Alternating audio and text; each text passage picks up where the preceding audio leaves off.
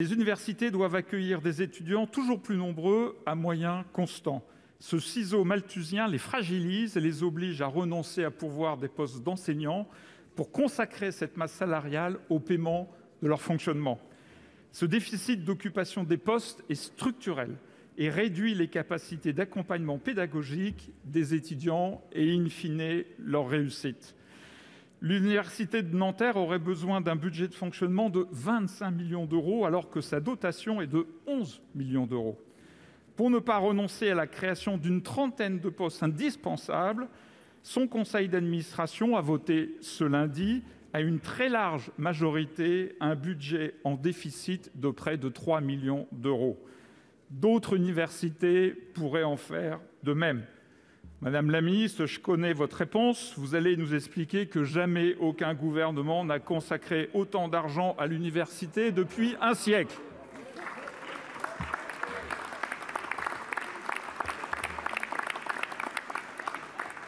Ma question est donc simple. Comment peut-il exister un décalage aussi important entre votre perception de la situation des universités et la réalité très difficile vécue par les étudiants et leurs enseignants? Merci, Monsieur le Président. Pour vous répondre, la parole est à la ministre de l'Enseignement supérieur, de la Recherche et de l'Innovation. Madame Frédérique Vidal, vous avez la parole. Merci, Monsieur le Président. Mesdames les sénatrices, Messieurs les sénateurs, Monsieur le sénateur Ouzoulias, je ne vais pas dire quelque chose qui ne correspond pas à la réalité. Si le Sénat avait examiné le budget pour 2022, il se serait rendu compte qu'entre 2017 et 2022, c'est plus 1 milliard d'euros sur le programme 150, Université et recherche universitaire. Je ne sais pas d'où vous avez obtenu les chiffres que vous évoquez, mais je vous assure que le budget de l'Université de Nanterre est bien supérieur à 11 millions d'euros. 11 millions d'euros, c'est ce que nous avons ajouté au budget de l'Université de Nanterre depuis 2017.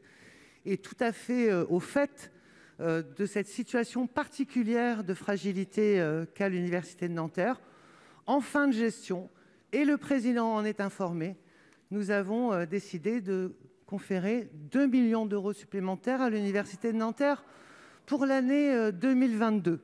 Donc, vous voyez, monsieur le sénateur Ouzoulias, il ne s'agit pas de paroles, il s'agit de faits qui sont vérifiables par tout le monde.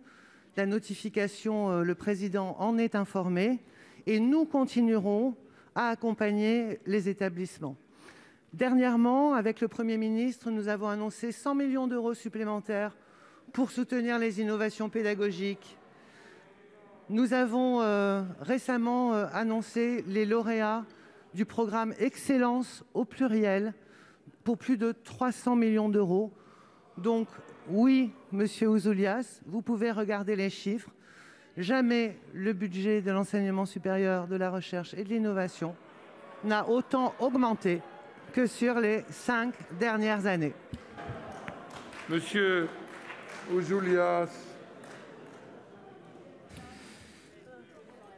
Quand la situation des universités est si difficile, il n'est pas possible d'étouffer le sentiment de péril imminent par le seul déni. C'est la légitimité de la politique qui est en jeu.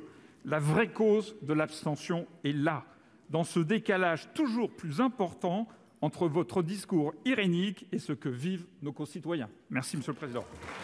Merci.